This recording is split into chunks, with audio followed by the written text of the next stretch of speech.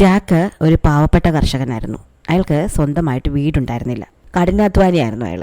വാടക വീട്ടിലായിരുന്നു താമസം. അങ്ങനെ ഇരിക്കെ ജാക്ക് ഒരു വിവാഹം കഴിച്ചു. മേരിയാണ് വിവാഹം കഴിച്ചത്. ഒരു വളരെ സന്തോഷത്തോടെ ജീവിച്ചു. ഒരു ദിവസം ജാക്ക് ഭാര്യയോട് ചോദിച്ചു, മേരി, നിനക്ക് പശുവിനെ കറക്കാൻ അറിയാമോ? അപ്പം മേരി പറഞ്ഞു, പിന്നെന്താ അറിയാതെ, എൻ്റെ അമ്മ നന്നായിട്ട് പശുവിനെ കറക്കുമായിരുന്നു, ഞാൻ കണ്ടുപഠിച്ചിട്ടുണ്ട്. അതോടെ ജാക്ക് ചന്തയിൽ പോയി 3-4 പശുക്കളെ വാങ്ങിക്കൊണ്ടു വന്നു. 2-3 ദിവസം മേരി നന്നായിട്ട് പശുക്കളെ നോക്കി. ഒരു ദിവസം അവൾ തൻ്റെ പശുക്കളെ നദിയിൽ വെള്ളം കുടിക്കാൻ കൊണ്ടുപോയി. കുറേ നേരമായിട്ടും അവ വേണ്ടത്ര വെള്ളം കുടിച്ചില്ല എന്ന് തോന്നി അവൾ അവയെ ആഴത്തിലേക്ക് തള്ളിവിട്ടു.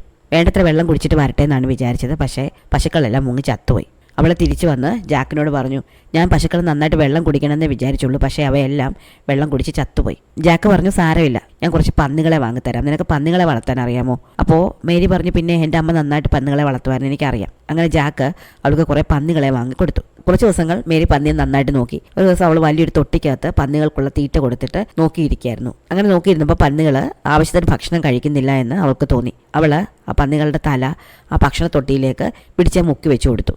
അവയെല്ലാം ചത്തുപോയി. വൈകുന്നേരം ജാക്ക് വന്നപ്പോൾ മേരി സങ്കടത്തോടെ പറഞ്ഞു, ഞാൻ അവയ്ക്ക് നല്ലവണ്ണം ഭക്ഷണം കൊടുക്കണമെന്ന് വിചാരിച്ചുള്ളൂ, അവയെല്ലാം ചത്തുപോയി. അപ്പോൾ ജാക്ക് ചോദിച്ചു, നിനക്ക് അപ്പങ്ങൾ ഉണ്ടാക്കാൻ അറിയാമോ? മേരി പറഞ്ഞു, പിന്നെ എനിക്കറിയാം, അമ്മ അപ്പങ്ങൾ ഉണ്ടാക്കുന്നത് ഞാൻ കണ്ടുപഠിച്ചിട്ടുണ്ട്. അപ്പോൾ ജാക്ക് പറഞ്ഞു, അങ്ങനെയാണെങ്കിൽ ഞാൻ കുറച്ച് മാവ് വാങ്ങിത്തരാം, നീ അപ്പങ്ങൾ ഉണ്ടാക്കുക, നമുക്കത് കൊണ്ടുപോയി വിൽക്കാം. നീയും കൂടെ ജോലി ചെയ്ത് കുറച്ച് പണം ഉണ്ടാക്കുകയാണെങ്കിൽ നമുക്കൊരു വീട് വെക്കാൻ പറ്റും. നമുക്കിപ്പോൾ വീടില്ലല്ലോ. അങ്ങനെ ജാക്ക് കുറേ മാവ് വാങ്ങിക്കൊണ്ടുവന്ന് അവൾക്ക് കൊടുത്തു. അത് നല്ലവണ്ണം വൃത്തിയാക്കാൻ വേണ്ടിയിട്ട് അവളൊരു മുറത്തിലിട്ട് പുറത്ത് കൊണ്ടുവന്ന് പാറ്റാൻ തുടങ്ങി. നല്ല കാറ്റുണ്ടായിരുന്നു. മുറത്തിൽ കിടന്ന മാവെല്ലാം പറന്നുപോയി.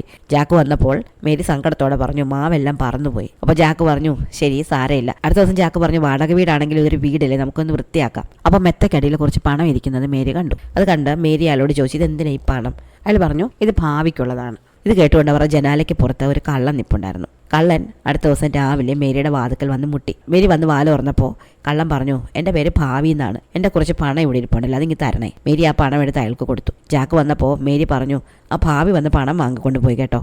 ജാക്ക് പറഞ്ഞു, ഈ മാസം നമുക്ക് വാടക കൊടുക്കാനുള്ള പണമില്ല, വീട്ടുടമസ്ഥൻ വന്ന് പുറത്താക്കുന്നതിന് മുമ്പ് നമുക്ക് ഇവിടുന്ന് ഇറങ്ങാം. വാടക വീടാണെങ്കിലും ആ വീടിൻ്റെ വാതിൽ ജാക്ക് ഉണ്ടാക്കിയതായിരുന്നു. അതുകൊണ്ട് ജാക്ക് ആ വാതിൽ ഇളക്കിയെടുത്തു. അതും താങ്ങി പിടിച്ച് മേരിയും വിളിച്ചുകൊണ്ട് അവൻ ആ വീട് വിട്ടിറങ്ങി. അങ്ങനെ പോയി രാത്രിയായി. അപ്പോൾ പടർന്ന് പന്തലിച്ച് ഒരു വലിയ മരം കണ്ടു. മരത്തിന് മുകളിൽ ഇരുന്ന് ഉറങ്ങാമെന്ന് കരുതി രണ്ടുപേരോട് ഈ വാതിലും താങ്ങി പിടിച്ച് മരത്തിന് മുകളിൽ കയറി. മേരിക്കാണെങ്കിൽ നല്ല തണുപ്പുണ്ടായിരുന്നു, ഉറക്കം വന്നില്ല. അങ്ങനെ ഇരുന്നപ്പോൾ വിളക്കൊക്കെ പിടിച്ച് കുറേ ആൾക്കാർ നടന്നു വരുന്നത് മേരി കണ്ടു. ആ കൂട്ടത്തിൽ തന്നെ പരിച്ചിട്ട് പോയ ഭാവിയെ അവൾ വ്യക്തമായിട്ട് കണ്ടു. ഇവരുടെ എല്ലാം കയ്യിൽ വലിയ വലിയ ഭാണ്ഡക്കെട്ടുകളുണ്ടായിരുന്നു. അവർ കൊണ്ടുവന്ന സാധനങ്ങളെല്ലാം മരത്തിന് ചുവട്ടിൽ വെച്ചു. മേരി ശബ്ദമുണ്ടാക്കാതെ ജാക്കിനെ വിളിച്ചു.